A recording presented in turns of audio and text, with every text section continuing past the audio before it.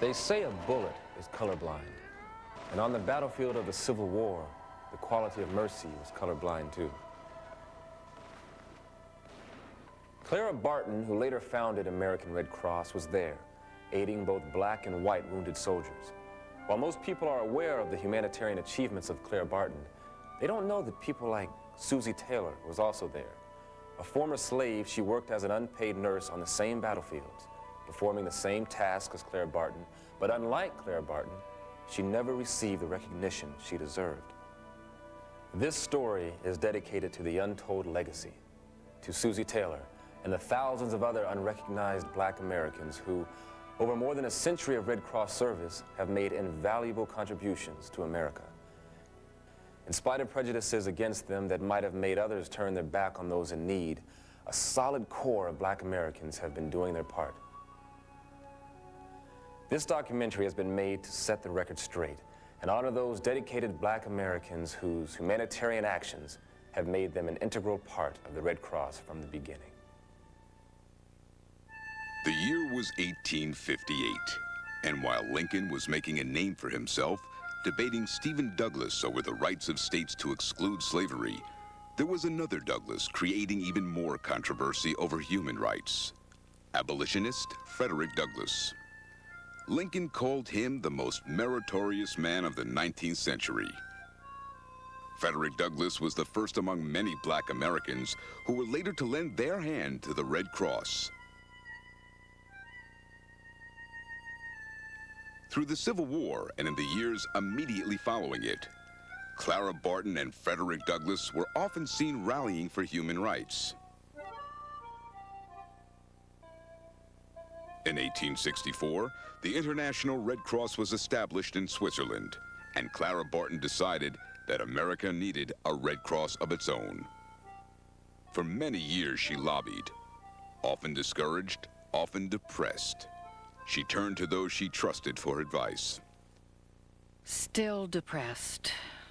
Invited to lunch with Frederick Douglass at Susie Taylor's. I asked their opinion of my course. All decided I should go on. It really wasn't even until 1882 that President Chester Arthur signed the Treaty of Geneva, making the United States a member of the international organization. And one of the original Central Committee members of the new American Association of Red Cross Societies was Frederick Douglass. So black participation in the destiny of the American Red Cross can be traced to its beginning. In the intervening years, involvement in the American Red Cross by black Americans continued. In the aftermath of the Sea Island hurricane in 1893, 30,000 blacks, men, women, and children, barely a generation out of slavery, were left homeless. Clara Barton rushed to start relief operations on her own. Moved by stories of the devastation, men from the 54th Massachusetts Colored Regiment, survivors of the same regiment Miss Barton had helped at Fort Wagner, traveled to volunteer their time to help Miss Clara with her own rescue battle. Many citizens chided Clara Barton's efforts, as noted in a letter she wrote to a friend. Many people are calling my attention to my lack of knowledge of the Negro, that he never did, nor could he be made to work where any free rations or feeding were given. If provided for, he would at once become demoralized, lazy, worthless, and probably uncontrollable. Despite all the advice, Clara Barton hired her first group of black Red Cross disaster workers. They were hired on to cut and peel potatoes to feed victims. Sprouts from these potatoes were used to reestablish the vegetable gardens that would feed the flood victims long after the Red Cross left. The Sea Island tragedy provides one of the first examples of American blacks helping others through the Red Cross.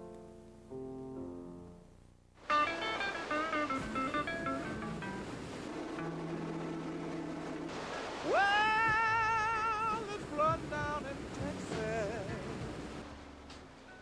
and all the telephone lines are down. 7 years later, black survivors of the Sea Island tragedy heard news about a tidal wave that had crashed over Galveston, Texas.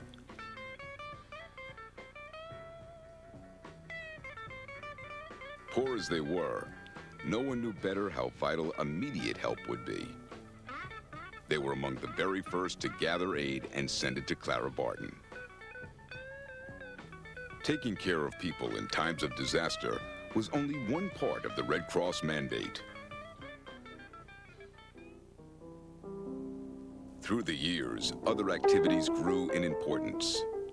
In 1915, Frances Elliott Reed Davis, a nurse at Freedman's Hospital, applied for Red Cross service. Although warned about the rejection she'd face, Davis persisted. If we all gave up just because we've heard that others have been refused, Negroes will never make headway in the Red Cross. Frances Elliott Reed Davis. In 1917, she became the first black nurse officially approved for assignment with the Town and Country Nursing Service, an early visiting nurse service provided by the Red Cross.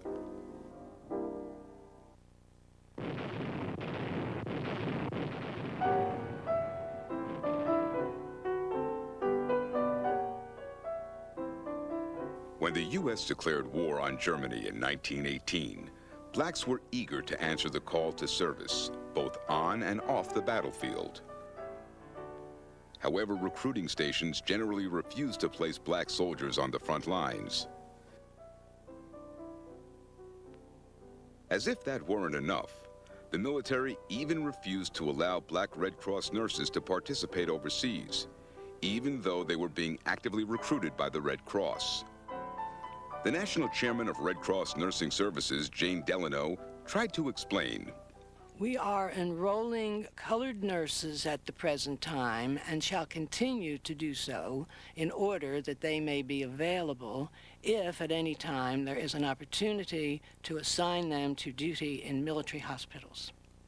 The time and opportunity, however, never came, but not without protest.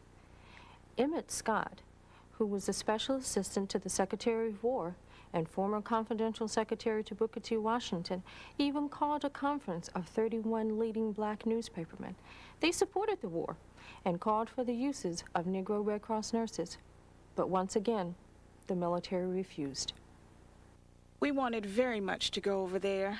The Red Cross recruited us before we graduated, and we were hoping for overseas assignment. But the Army didn't call us up. Eileen Stewart, former Red Cross nurse. After the war ended, the Secretary of War finally recognized those dedicated nurses. Ms. Eileen Stewart and 18 others became the first black women to serve veterans through the Army Nurse Corps. Also at war's end, black organizations and leaders gathered to help complete the financing of the costs of the war. In the drive of the American Red Cross for a relief fund of $100 million in 1918, the colored citizens of the country contributed their proportionate share. Colored speakers eloquently pointed out the duty of the race to give liberally to the fund, and women and children daily took up collections in all kinds of public places with gratifying results. Emmett Scott. Regardless of contributions made during the war, issues around segregation continued here at home. In 1917, Mary McLeod Bethune applied for membership in an all-white Southern chapter. Despite a glowing recommendation from the Northern Potomac chapter manager, she was rejected. This is the letter the Potomac manager received back. I am in receipt of your letter of the 1st, and know carefully what you say about Mary McLeod Bethune. I have no doubt she has done great work with the colored people in Florida, that she is an intelligent woman and a good speaker. I beg to say that the chapter did exactly right in not allowing her to join it. You evidently know very little about the Negro situation in the South. If you did, you would not raise this question. This is the home of the Negro. We know their sentiments, and they know us. We treat them right, and they know their place. They are an inferior race, and we resent the suggestion from anyone that we should put them on a footing with us socially. Mary McLeod Bethune was no ordinary volunteer searching for a place in the organization. A prominent civil rights activist, she later became part of Franklin Roosevelt's Black Cabinet, which began the fight for integration in the U.S. government. Later, she was asked to advise the American Red Cross at the first conference of Negro leaders held at national headquarters. Ironically, history proved that the Southern manager was absolutely right. Mary McLeod Bethune wasn't on the same level as they were. She was in a league by herself.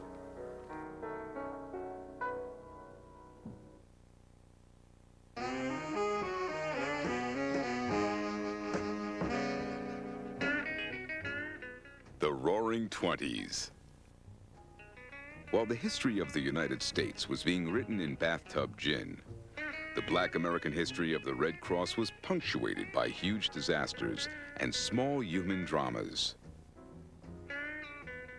Just as the Mary McLeod Bethunes are important to the Red Cross story, so are the Jonas Joneses of Geiger's Mill, South Carolina. When a tornado thundered through Geiger's Mill, it was Jonas Jones who turned his home into a first aid station. But emergency services has never been the sole reason for the Red Cross existence. The Booker T. Washington branch in Tampa, Florida, for example, graduated 124 women in home hygiene and care of the sick. These dedicated women financed their own classes so they could provide vital services in their community.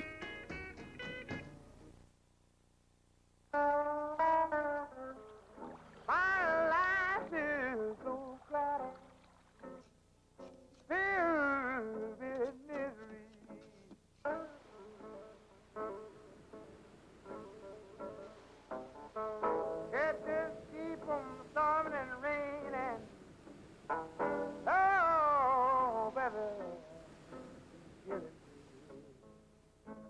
1927. Mississippi Delta blacks had plenty of reason to sing the blues. Massive floodwaters had victimized 75% of their race, leaving thousands without food or shelter.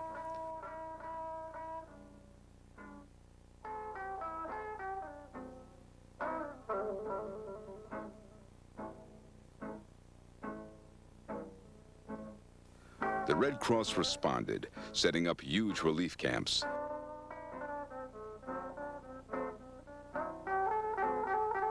Blacks were reportedly being discriminated against in regard to living conditions, work details, and the degree of relief provided.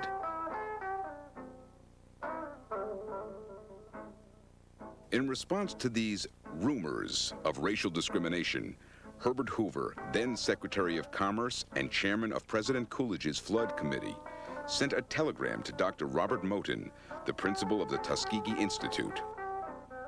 He requested a colored advisory commission of Red Cross volunteers and external black leaders be established to investigate these rumors. In its report, the commission recommended that the Red Cross relieve white armed guardsmen from Negro refugee camps, except those who are stationed at the entrance to the camps.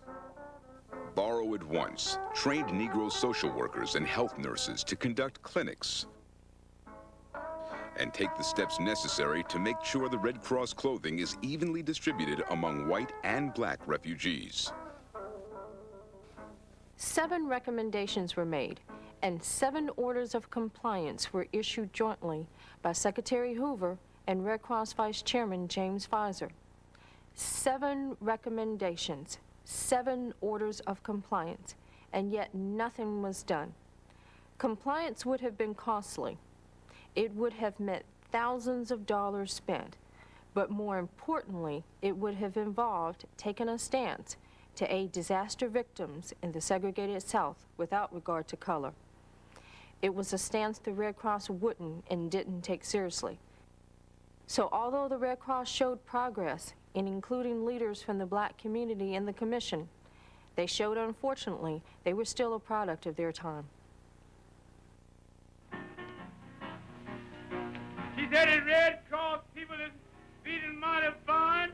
They're mixing everything up with whiskey and wine. I told her no. Baby, you know I don't wanna go.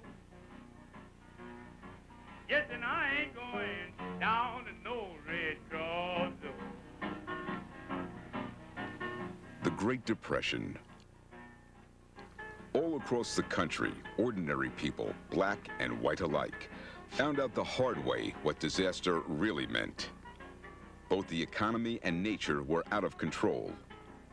During the 1930-31 Mississippi drought, people like Agnes Wood, who had proudly contributed her share to her local Black Red Cross chapter in the past, suddenly found herself on the receiving end of the line. Segregation remained a troublesome fact of life throughout the South, and even the Red Cross bowed to the weight of common practice and maintained separate operations for matters as basic as food and flour lines. Segregation was part of the American fabric and would require another 25 years to overcome.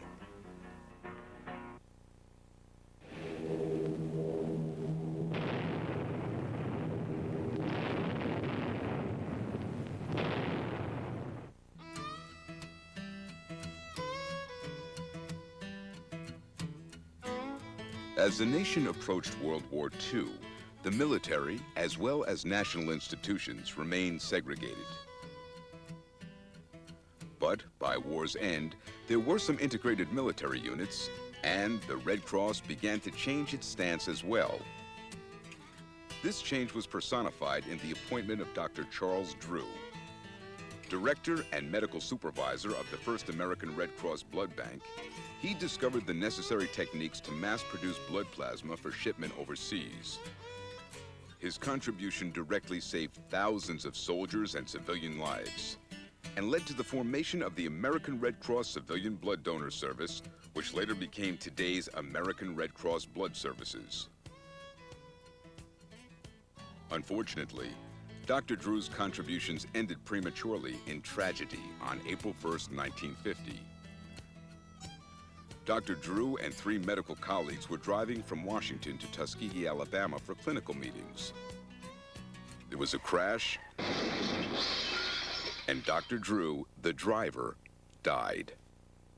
The rumors that spread after the tragic accident of Dr. Drew was that he was denied blood simply because he was black. However, those were just rumors. According to Dr. Bullock, who happened to have been in the car at the time of the accident with Dr. Drew, admitted that the hospital did everything within their control to ensure that he got the blood that he needed. Unfortunately, the injuries were too severe. Blood donations were segregated during World War II. The military encouraged the segregation of blood donations simply because there were whites that felt as if they would not survive if in fact they were transfused with black blood. However, as casualties increased and as more blacks were placed in danger zones, then the military finally agreed and relented that there was a greater need for blood donations and that they would accept donations from blacks. The American Red Cross, in ensuring that there was a sufficient blood supply, did in fact accept donations, however it was processed separately.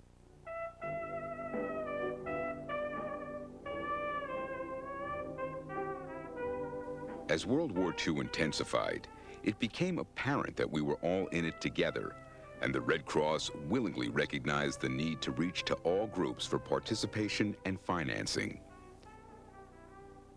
In 1942, the first conference of Negro leaders was held at national headquarters. Prominent and well-respected black leaders gathered. Frank discussions dominated the sessions, and while they had high praise in general for the work of the Red Cross, they also pushed the organization to make it take a leadership position in ending segregated blood policies and facilities for servicemen overseas and here at home. They demanded the Red Cross take a stand for fair hiring, recruitment, and participation of blacks at both the local chapter level and at national headquarters. At nearly the same time, Donald Wyatt, a Field Service Overseas Director, appealed to the national headquarters to recruit more black Field Service officers, because the barrier of segregation was also a barrier to communication. In some instances, there were circumstances in which the black soldier would be somewhat embarrassed by revealing the nature of his problem to a white person.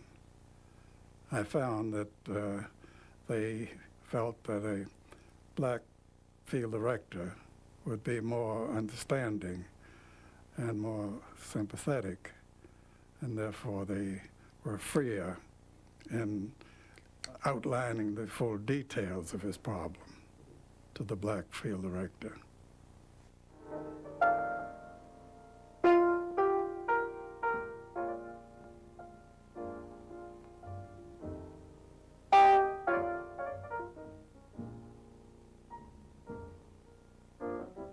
The pressures of war rubbed reality into everyone's face. There were certainly qualified black Americans available to do the jobs America needed doing. In 1943, Jesse Thomas came over from the Treasury Department to take the first professional position on the national headquarters staff. At the time, Red Cross Vice Chairman James Pfizer hired him to be the special assistant to the Director of Domestic Operations. In fully 95% of the chapters, no blacks even had professional status. Jesse Thomas.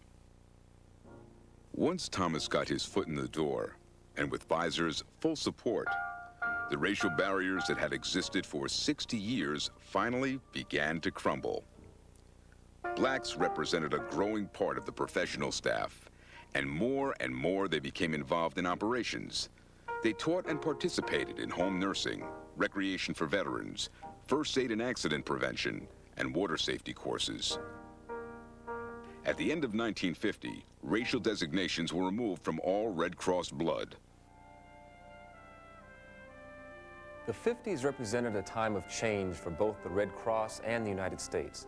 And while the doors to the schoolhouse may have needed the full weight of the law to force them open, the doors to the Red Cross were opened from the inside. Minority initiatives became a major thrust, and black participation at every level was welcomed. We no longer had just a handful of elite blacks who were a credit to their race. There were opportunities for everyone. The Red Cross became a place where society could change and be changed, where blacks could be leaders and old stereotypes and myths could be destroyed. And by 1964, America was ready for change. I have a dream that one day this nation will rise up and live out the true meaning of its creed.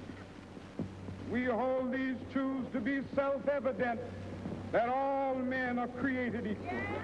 I have a dream that one day on the red hills of Georgia, sons of former slaves and the sons of former slave owners will they be able to sit down together at the table of brotherhood. I have a dream. The Civil Rights Act of 1964 is signed at the White House by President Johnson. Before an audience of legislators and civil rights leaders who had labored long and hard for passage of the bill, President Johnson calls for all Americans to back what he calls a turning point in history. Over the years, segregated facilities have been replaced by community-based chapters where everyone could participate, regardless of race. The decades saw increasing numbers of black American volunteers and paid staff appointed in governance and management positions. In the 1980s, Dr. Jerome Holland was appointed chairman of the Red Cross, and Gwen Jackson became national chairman of volunteers. Susie Taylor, Frederick Douglass, Jonas Jones, Mary McLeod Bethune, Dr. Charles Drew, Eileen Stewart, and others. The history of the Red Cross is a history of black participation and accomplishment too. Blacks have had a strong influence in and on the Red Cross from its very beginning. That is the untold legacy. But even more important is the opportunity black Americans have to make their mark on the Red Cross of tomorrow, because the legacy that they will leave promises to be the most exciting one of all.